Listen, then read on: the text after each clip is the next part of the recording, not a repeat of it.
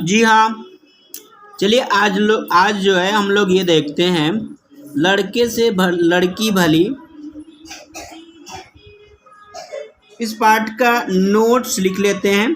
जैसे आप देख रहे हैं यहाँ लड़के से लड़की भली, कक्षा 7वीं का है। अगर आप भी वितान किताब पढ़ते हैं, क्लास 7th में हैं, तो ये आपके लिए उपयोगी है। लड़के से लड़की भली का नोट्स, प्रश्न और उत्तर, यानी इस पाठ का कंप्लीट नोट्स इस पर है।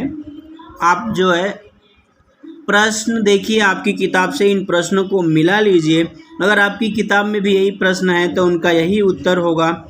हाँ, इनका उत्तर थोड़ा सा अलग हो सकता है। जब हम अपने ओन वर्ड्स में लिखते हैं तो हम कुछ अपने शब्दों को जोड़ लेते हैं, अपने अनुसार कुछ वाक्य का प्रयोग करते हैं, तो थोड़ा सा अंतर हो सकता है। मैं भी जितने बार एक ही उत्तर को लिखूंगा, सेम वर्ड्स में यूज नहीं करूंगा, कभी कुछ तो कभी कुछ, लेकिन हाँ मतलब वही रहेगा। तो आप भी ऐसा कर सकते हैं। मैं इन प्रश्नों का उत्तर पढ़ के नहीं बताऊंगा, आप देखिए और वीडियो को वहाँ पे रोक करके स्टॉप करके आप पूरे देख के लिखते जाइए। अगर आपने नहीं लिखा है तो देख के लिख लीजिए। अगर आप लिख लिए हैं तो आप अपने मित्रों के साथ ये शेयर कर लीजिए।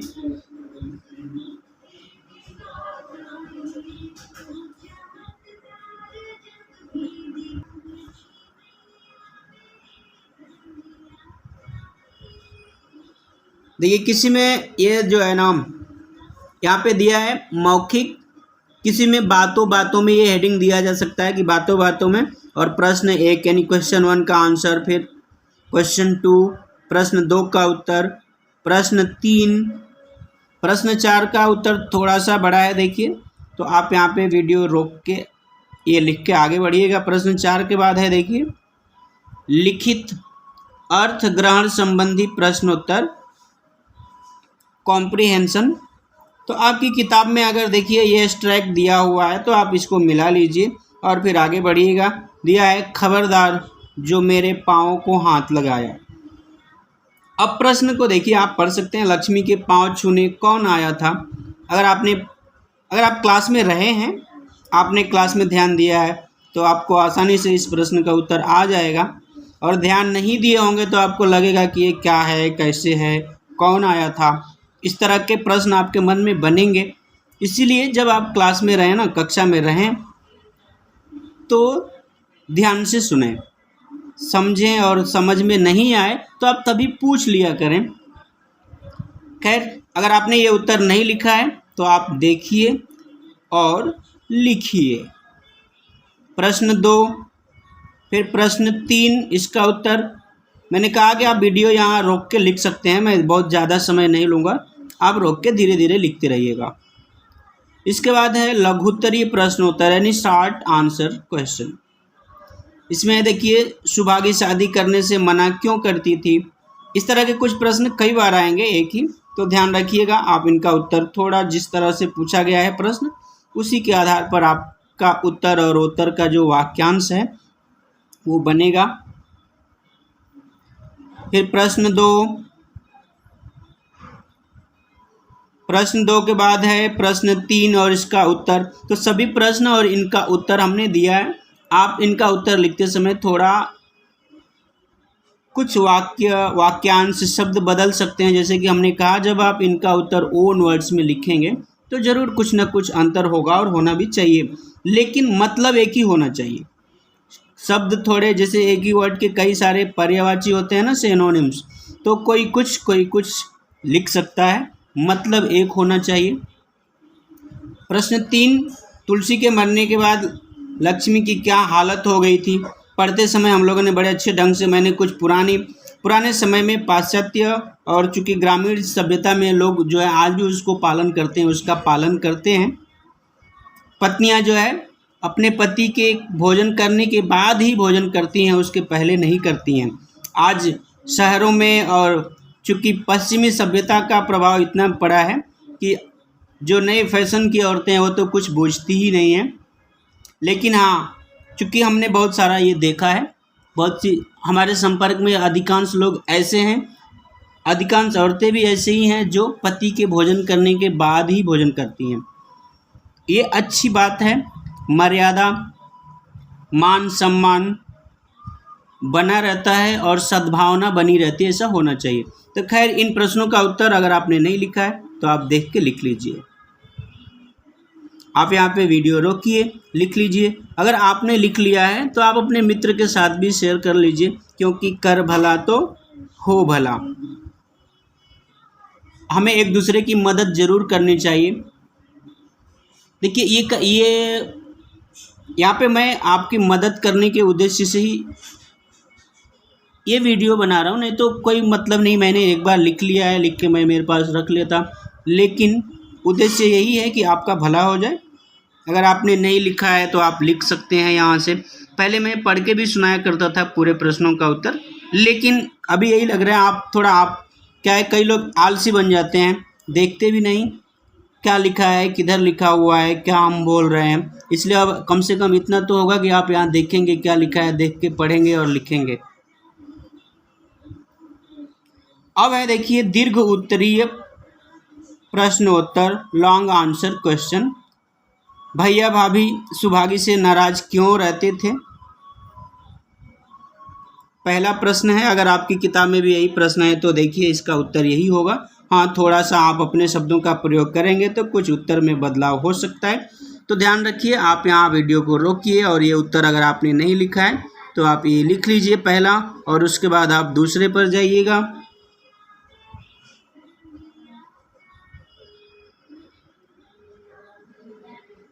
आप वीडियो यहाँ पे स्टॉप कीजिए और लिखते जाइए।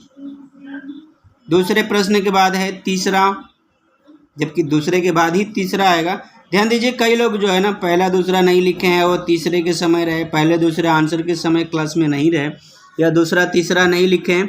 तो अगर आपने जगह नहीं छोड़ा है ना, आप कोई पेज नहीं छोड़े हैं, तो आप तीसरा चौथा लिखने के बाद प्रश्न एक प्रश्न दो लिख सकते हैं। नंबर आगे पीछे करेंगे कोई बात नहीं, क्वेश्चन वही होना चाहिए और उसका आंसर उसके साथ होना चाहिए, बस, और कोई बात नहीं है। आप समझ गए होंगे। आप प्रश्न और उत्तर कोई ज़रूरी नहीं कि आर्डर में ही जाएंगे। अगर आप किसी कारणवश मिस कर गए हैं तो आप जब क्लास में हैं उस दिन का लिख लिए हैं, जो छूट गया है उसके लिए अगर आपने पेज छोड़ा है तो वहाँ लिखिए, अगर आपने पेज नहीं छोड़ा है तो उसके आगे ही आप कंटिन्यू कर लीजिए, कोई बात नहीं। हाँ, प्रश्न 2, 3, इसके बाद अब हम बढ़ेंगे आगे 4।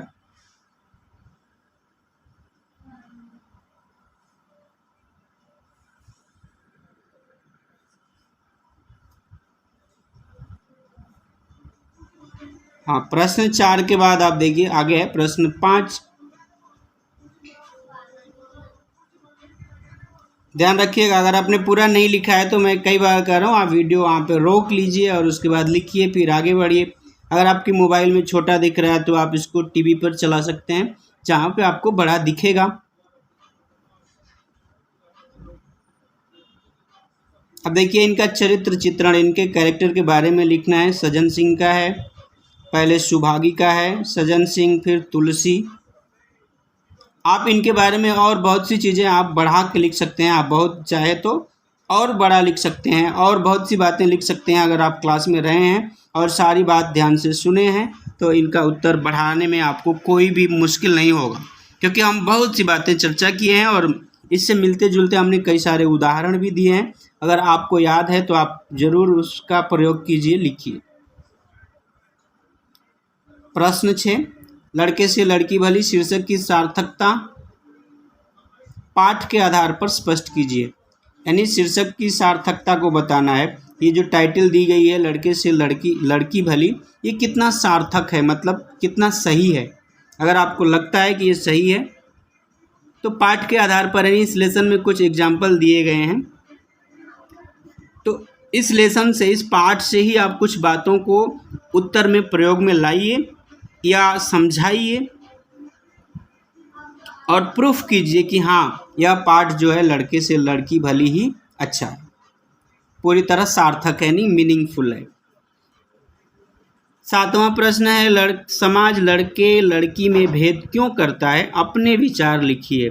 तो यहाँ पे हमने लिखा है, देखिए कि आप खुद लिखिए। ये उत्तर आपको खुद लिखना है कि लड़के और लड़की में लोग भेदभाव क्यों करते हैं, अंतर क्यों समझते हैं। इस बात को आपको खुद ही लिखना है, क्योंकि हर एक व्यक्ति की अपनी अपनी राय अलग अलग होती है। तो आप इसका उत्तर ऐसे लिखिएगा।